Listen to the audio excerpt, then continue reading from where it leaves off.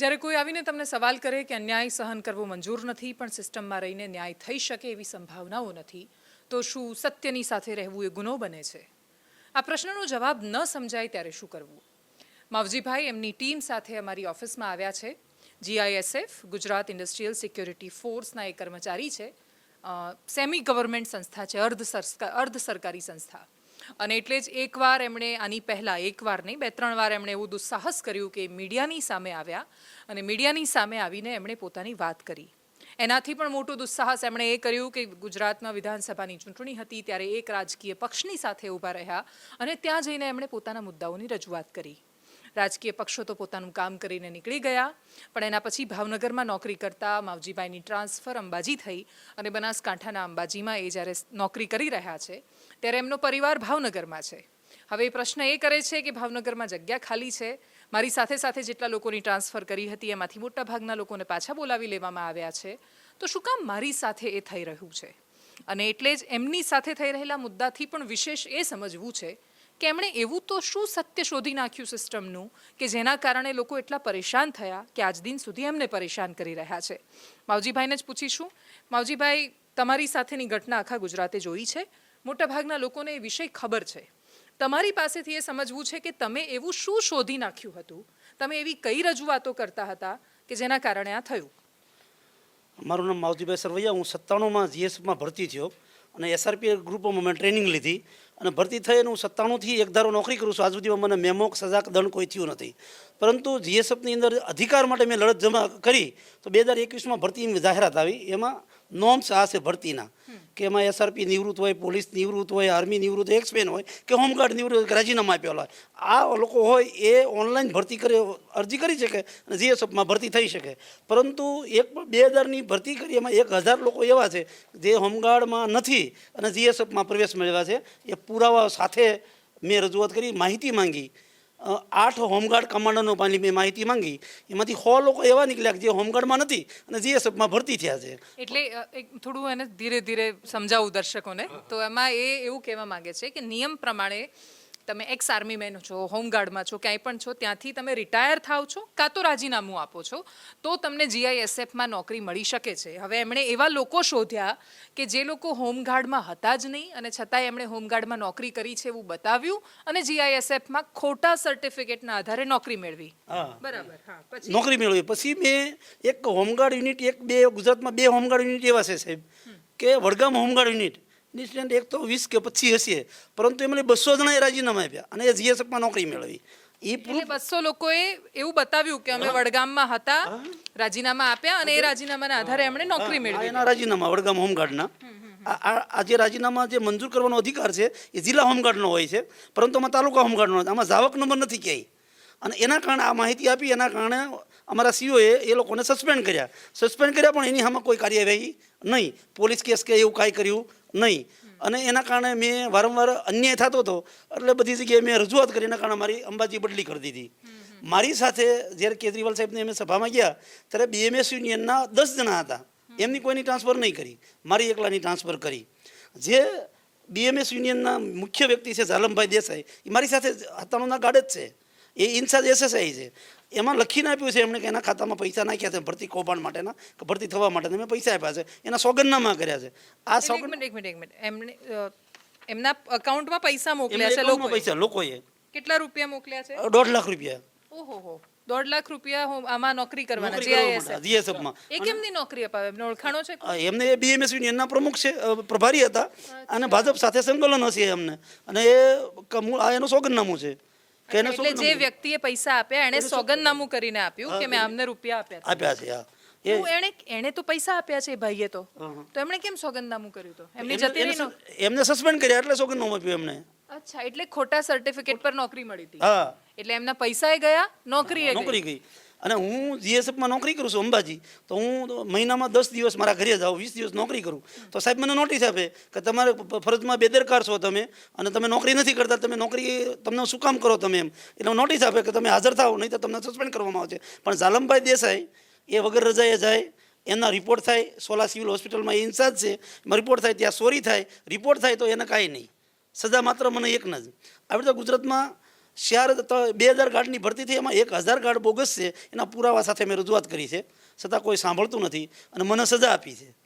મારા પરિવારને પણ સજા, આખો દી નોકરી કરવાની, 15,000 નોકરી કરવાની. મારા છોકરા પણ મેં સાહેબને 2 વાર મળવા ગયો બરંડા સાહેબને. હું તો બરંડા સાહેબ કે તમને સજા મળે છે કે ફરજિયાત નોકરી કરવી પડે.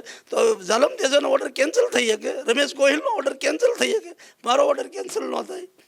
એટલે 15,000 ઘર કેમ આપું મારે ત્યાં?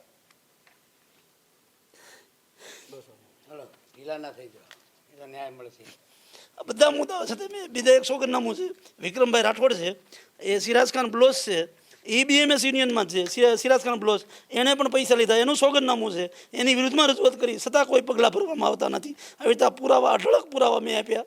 પોલીસ ફરિયાદ નથી લેતી. મેં શાહીબાગ પોલીસ સ્ટેશનમાં ફરિયાદ પુરાવા સાથે કરી કે જે વ્યક્તિને સીઓ બરંડા સાહેબે સસ્પેન્ડ કર્યા છે, એ બરંડા સાહેબે એમ કે બનાવટી પ્રમાણપત્રો કર્યા એટલે મેં સસ્પેન્ડ કર્યા છે. તો 465, 467, 470 મુજબ સરકારી ઓફિસમાં પ્રમાણપત્ર, ખોટું પ્રમાણપત્ર રજૂ કરવું એને નોકરી મેળવવી ગુનો છે. તો પોલીસ મારી ફરિયાદ નથી લેતી. મારે કરવું હું તમારા માધ્યમથી કહેવા માંગુ, મને આમાં ન્યાય મળે. એટલે એમની પાસે બધી જ સાબિતીઓ છે કે જેમાં પૈસાના ટ્રાન્ઝેક્શન છે, કોઈએ ફોન પે કર્યા છે, એવું પણ છે ને, ફોન પે પછી અકાઉન્ટમાં આપ્યા છે. એટલે આ બધી એમણે રજૂઆતો કરી. તો એના પછી જે લોકોએ પૈસા આપ્યા હતા એ લોકોની નોકરી જતી રહી, એ લોકોને સસ્પેન્ડ કરી દીધા, નોકરીમાંથી કાઢી દીધા. પણ જેણે નોકરી આપી એની સાથે શું કર્યું તમે?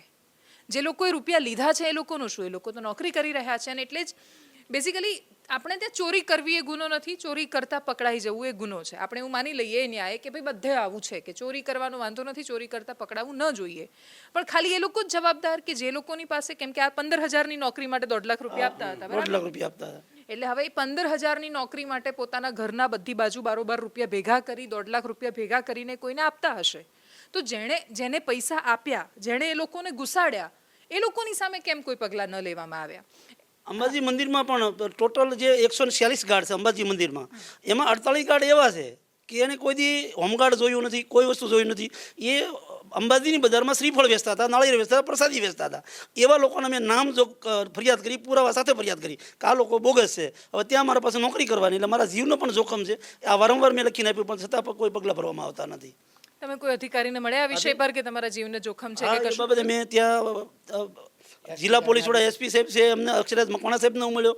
અમારા જે ચેરમેન છે ગૃહ સચિવ આઈપીએસ નિપુણા તોરવણે સાહેબને હું મળ્યો. બરંડા સાહેબને હું મળ્યો. શું કહ્યું એ લોકોએ? એ લોકોએ કીધું કે તમારે ત્યાં નોકરી કરવી જ પડે એમ.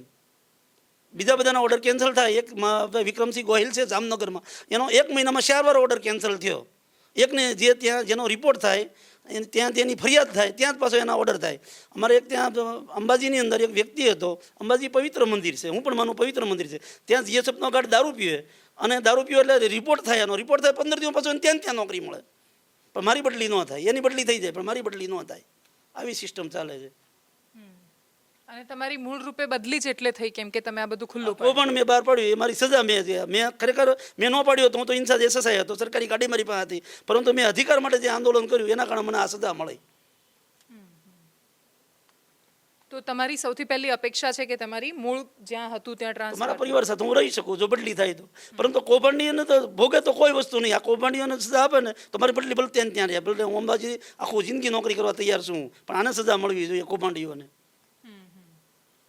આ જેટલા લોકો પકડાયા બરાબર, એ બધાને સસ્પેન્ડ કરી દીધા? નહીં, આમાં ખાલી હોદ ને 1000 જણાની ભરતી થઈ, એમાં ખાલી હોને જ સસ્પેન્ડ કર્યા છે. અને જે લાગવગ નથી એને સસ્પેન્ડ કર્યા, બાકી લાગવગ હજી નોકરી કરે છે બધા. તો એ 100માંથી કેટલાય લોકો એવા હશે ને કે જે એ લોકોના તો રૂપિયા ગયા અને નોકરી ગઈ એમને. અને જેણે રૂપિયા લીધા એમાંથી કોઈની પણ સામે એક પણ વાર કોઈ એક્શન નહીં, 1 રૂપિયાનું એક્શન કોઈની સામે નહીં, બદલી પણ નહીં એ લોકોની. એ તો નામ સાથે આપ્યું છે એમને. કેટલા લોકો આમાં સામેલ છે, એની સામે કાર્યવાહી કરો, કે હું ખોટો તો મારી સામે કાર્યવાહી કરો, પણ કંઈ કરતા નથી. અને એટલે જ મેં એકદમ જે શરૂઆતમાં કહ્યું, માવજીભાઈ આ વિષય પર વાત વારંવાર કરી ચૂક્યા છે, મીડિયામાં પણ કહી ચૂક્યા છે. આપ્યું છે. આપ સાહેબે મગોડી જ્યારે મેં આંદોલન કર્યું ત્યારે તમે પણ આપ્યું હતું, અને એમાં 1200 લોકોની ધરપકડ પણ થઈ હતી અમારી ત્યાં ત્યારે.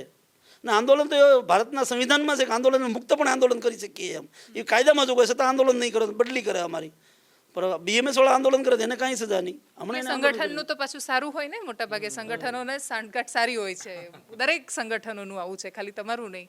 પણ ખેર મુખ્ય વાત એ છે કે એમણે મને આવતાની સાથે પ્રશ્ન એ જ કર્યો હતો કે મને નહોતી ખબર જ્યારે હું આ કૌભાંડ બહાર લાવી રહ્યો હતો ત્યારે કે સત્ય કહેવાની આટલી મોટી સજા મળશે. એટલે એક આદર્શ પરિસ્થિતિમાં જોવા જઈએ તો Gujarat industrial security force GISF સંસ્થામાં ચાલતું કૌભાંડ જો કોઈ ત્યાંનો કર્મચારી બહાર પાડે છે અને સરકારની સામે મૂકે છે તો આદર્શ પરિસ્થિતિમાં સરકારે સરાહના કરીને એમને ઇનામ આપવું જોઈએ કે તમે સરકારના ખોટા રૂપિયા જતા બચાવી રહ્યા છો. સાચા લોકો સિસ્ટમમાં આવે, ખરેખર એક્સ આર્મીમેન, ખરેખર એક્સ હોમગાર્ડ, આ બધાને નોકરી મળે, એ લોકોનું જીવન સારી રીતે ચાલે, એના માટે તમે કોશિશ કરી રહ્યા છો. પણ કમનસીબે આદર્શ પરિસ્થિતિ તો શક્ય નથી હોતી, આદર્શની નજીકની પણ શક્ય નથી. દૂર દૂર સુધીની પરિસ્થિતિ એ છે કે એક વ્યક્તિને સાચું કહેવાની આટલી મોટી સજા મળી રહી છે. ઉંમર કેટલી હશે તમારી, માવજીભાઈ? મારી 47 વર્ષ ઉંમર. પછી અંબાજીમાં સાહેબ મારી તકલીફ બીજી છે કે જ્યારે VIP કોઈ વડાપ્રધાન સાહેબ આવે તો મને પાછું પૂરી દેવાનું. શરૂ હું ડ્રેસમાં હોતો મને પોલીસ આવીને લઈ જાય, મુખ્યમંત્રી આવે તો ડ્રેસમાં હોતો પોલીસ આવીને મને લઈ જાય, ગૃહમંત્રી દર્શન કરવા આવે તો ત્યાં મને ડ્રેસમાં હોતો મને લઈ જાય. એટલે હું નિપુણા તોરણે સાહેબ છે અમારા IPS એને મળવા ગયો કે જ્યાં VIP મુવમેન્ટ ન હોય ત્યાં મને મૂકો, હું નોકરી કરવા તૈયાર છું, મને વાંધો નથી. પણ અંબાજી મને, કારણ કે જ્યારે VIP દર્શન તો મહિનામાં 1-2 વાર આવે, એટલે 1-2 વાર મારા પોલીસ સ્ટેશનમાં મને નજર કેદ કરવામાં, આ પણ ત્રાસ મને ત્યાં છે.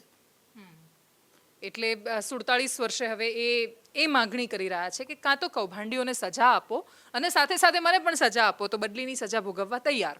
પણ ના કૌભાંડીઓને કોઈ સજા મળી રહી છે અને ઉપરથી એમને સાચું કહેવાની આટલા સમયથી સજા મળે તો આ કયો ન્યાય કહીશું? ન્યાયની કઈ પરિભાષામાં આવે છે આ? કદાચ એ અધિકારીઓ સિવાય કોઈ નહીં સમજાઈ શકે. આમાં માત્ર સોલ્યુશન આનું એ છે કે સરકારે સામેથી પગલાં લેવા પડશે દરેક અધિકારીઓની સામે કે તમે સામું બોલવાની સજા આપી રહ્યા છો, પણ જે લોકો સિસ્ટમમાં ખુલ્લેઆમ ચોરી કરે છે એ લોકોને કેમ સજા નથી મળતી? અને જો એમને સજા નથી મળતી તો આપણે જે વિક્રમાદિત્યનું સિંહાસન કહીએ છીએ આપણા રાજ્યના, જ્યારે મુખ્યમંત્રી બેસે છે ત્યારે આપણે ઘણીવાર એમને ગુજરાતનો નાથ કહીએ છીએ, પણ એમને યાદ કરાવવું પડશે કે સોલંકી વંશની પરંપરા હોય કે પછી વિક્રમાદિત્યનું શાસન, એ ન્યાય કરવા માટે બંધાયેલા છે. નમસ્કાર.